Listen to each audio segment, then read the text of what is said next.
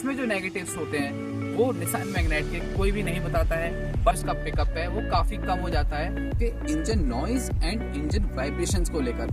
Vibrations है या फिर इसकी जो नॉइज है वो अंदर कैबिन तक आती है कि नहीं आती है। तो इसके गियर्स में जो वाइब्रेशंस आती है ना। नमस्कार भाइयों, स्वागत है आपका नई वीडियो में। मैं प्रशांत कुमार आज आपको बताने जा रहा हूँ निसान मैग्नेट की बातें आपको किसी ने आज तक बताए होंगे शायद। इसमें जो नेगेटिव्स होते हैं वो निसान मैग्नेट के कोई भी नहीं बताता है, बट मैं इसके जो नेगेटिव्स हैं वो आज आपके साथ शेयर करने चाहूंगा। लोग बोलते हैं इसका जो इंजन है काफी अंडर पावर है, और या फिर हम जिसको पिकअप लेते हैं या फिर इसको हम ओवरटेक करते हैं किसी कार, इसका पिकअप है वो काफी कम हो जाता है।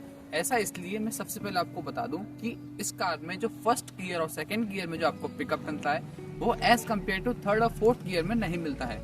अगर मैं बात करता हूँ इसके थर्ड और फोर्थ गियर की, तो थर्ड और फोर्थ गियर में जब आप इसको पिकअप लेते हो तो उस वक्त आपको अपनी स्पीड मेंटेन करनी पड़ती है करीब 60 to 70 के अप्रोक्स फोर्थ गियर में इसका ओवरटेक करने के लिए। वहीं अगर मैं थर्ड गियर में बात करता हूँ तो थर्ड गियर में आपको जो स्पीड मेंटेन करनी पड़ती है 45 to 50 के आसपास में स्पीड मेंटेन करनी पड़ती है, जिस वक्त की आपका थर्ड गियर में अच्छी से पिकअप लेती है।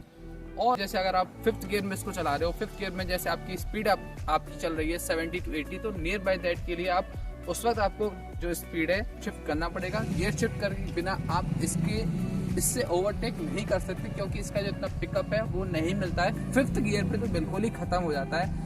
फिफ्थ गियर पे अगर आपको पिकअप लेना है तो उस वक्त आपको आपकी स्पीड जो मेंटेन करनी पड़ती है वो अप्रोक्स 90 to 100 के अप्रोक्स में आपको मेंटेन करनी पड़ती है, तब जाके आपका इसका जो फिफ्थ गियर में जो इसका पिकअप बनता है वो काफी अच्छा बन जाता है। प्रॉब्लम काफी लोगों को फेस करनी पड़ती है इसके engine noise and engine vibrations को लेकर। काफी सारे मेरे पास ऐसे कमेंट्स आए थे जिसमें कि मुझसे लोगों ने पूछा था कि जो इसका जो वाइब्रेशंस है या फिर इसकी जो नॉइज है वो अंदर कैबिन तक आती है कि नहीं आती है। मैं आपको पहले बात क्लियर कर देना चाहता हूँ कि जो इसकी इंजन की नॉइज है, इसी के साथ साथ जो बाकी कार्स आती है मारुति सेगमेंट की जो है या फिर टाटा कार्स की जो सेगमेंट है उसमें भी ये सेम प्रॉब्लम रहती है। और अगर मैं बात करता हूँ निसान मैग्नेट में, तो निसान मैग्नेट में भी सेम प्रॉब्लम ऐसा इसलिए है क्योंकि इसका एक तो इंजन काफी ज्यादा अंडर पावर है, जिसकी वजह से इसमें जो वाइब्रेशन आती है वाइब्रेशंस अंदर तक आपको फील होती हैं, but as compare to Tata की जो कार्स आती है, टाटा की आपकी जैसे जितनी भी कार्स इस सेगमेंट में आती है जो कि सीएनजी वाली होती है, उनमें क्या है कि जो टाटा का क्या है कि उसमें सीएनजी की वजह से एक तो इंजन की पावर कम हो जाती है, जिसकी वजह से उसमें जो वाइब्रेशंस आती है as compare to Nissan Magnite, उस टाटा की कार्स में सीएनजी खासकर जिसमें लगी होती है उनमें सबसे ज्यादा ये वाइब्रेशंस फील होती हैं। वहीं अगर मैं निसान मैग्नेट की मैं बात करता हूँ तो निसान मैग्नेट में ऐसा कुछ भी नहीं है। चेज खाली होगी आप खासकर देखना बलिनो को, क्योंकि बलिनो में ऐसा होता है कि जब आप उसको परचेज करते हो ना तो स्टार्टिंग में जो उसकी नॉइज है वो नॉइज बिल्कुल ना के बराबर होती है, आपको पता भी नहीं चलता कि कार स्टार्ट है या नहीं है। बट अगर मैं बात करता हूँ निसान मैग्नेट में, तो निसान मैग्नेट में जब कार को आप परचेज करते हो, जब कार आपकी पुरानी हो जाती है तब से लेके मतलब नई से लेके पुरानी तक आपकी जो नॉइज है इसमें सेम ही रहती है, इसमें कोई चेंज नहीं आता है। वही जो वाइब्रेशन है वो वाइब्रेशन इसमें सेम रहती है। मैं बात करता हूँ तो नेक्स्ट प्रॉब्लम इसके ORVM से रिलेटेड एंड इसके हॉर्न से रिलेटेड। जब भी मैं कार को अनलॉक या लॉक करता हूँ तो उस वक्त जो आपको ORVM को मिलता है जो कि ऑटोमेटिक फोल्ड और अनफोल्ड हो जाते हैं, वही अगर मैं निसान मैग्नेट में बात करूँ 8 lakhs पे करने के बाद भी आपको ऑटोमेटिक अनफोल्ड और फोल्ड वाला सिस्टम नहीं मिलता है। आपको अंदर से ही ऑटोमेटिक अनफोल्ड और फोल्ड करने के लिए एक बटन अलग से दिया गया है।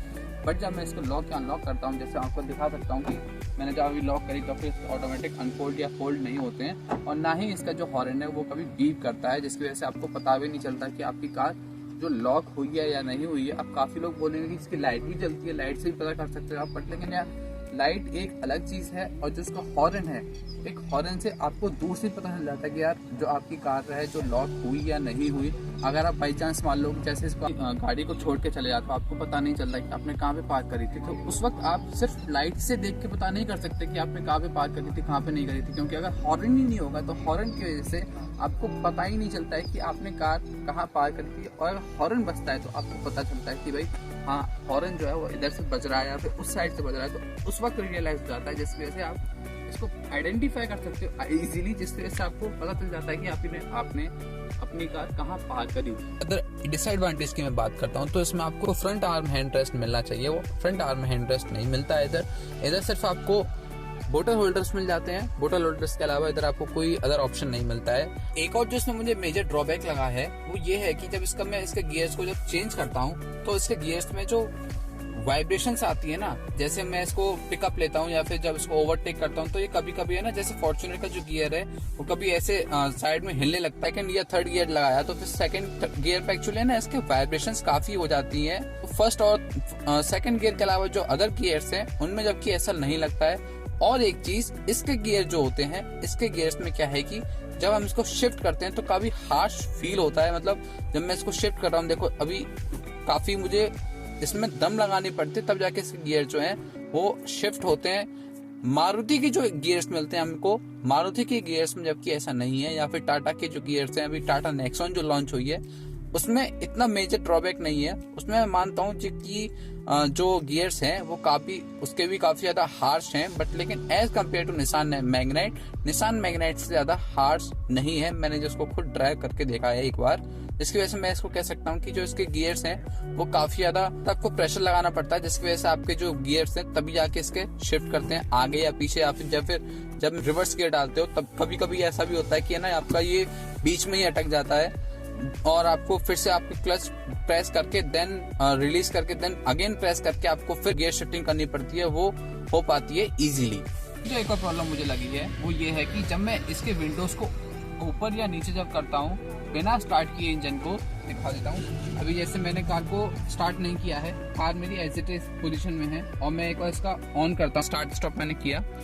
इधर मैंने आपको जैसा अभी दिखा रहा हूँ कि इधर जो इसका स्पीडोमीटर है वो ऑन हो चुका है, इसके जो डिस्प्ले है वो भी ऑन हो चुकी है। बट अभी जो इसके विंडोज हैं, विंडोज के कंट्रोल्स ऊपर नीचे अगर मैं करता हूँ तो फिर ये विंडोज के कंट्रोल्स वर्क नहीं करते हैं जब तक आप कार को स्टार्ट नहीं कर देते। मैं आपको एक बार कार स्टार्ट भी करके दिखा देता हूँ।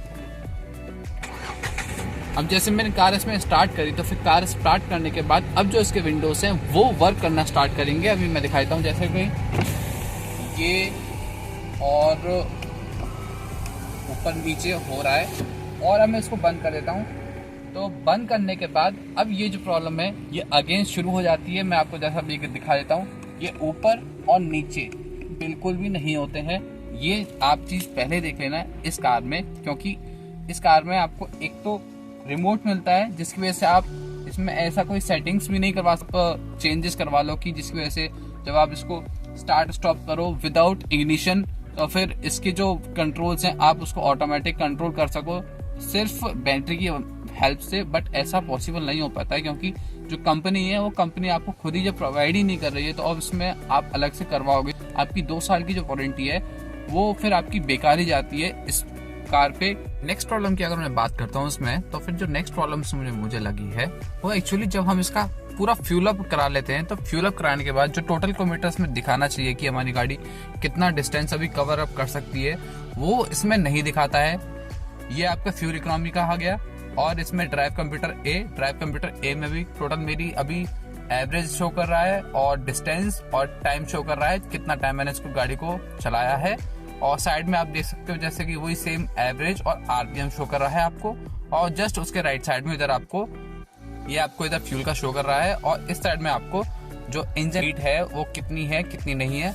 और मैं आपको और दिखा देता हूँ ड्राइव कंप्यूटर बी में भी आपको फीचर है वो शो नहीं होता है। मैं नेक्स्ट आपको दिखा देता हूँ, इसमें डिमिंग कंट्रोल आ जाता है, डिमिंग कंट्रोल में भी, बट लेकिन इधर सिर्फ इसको लाइट्स कंट्रोल करने के लिए ऑप्शन दे रखा है, इसमें भी आपको कोई रेंज का ऑप्शन नहीं मिलता है।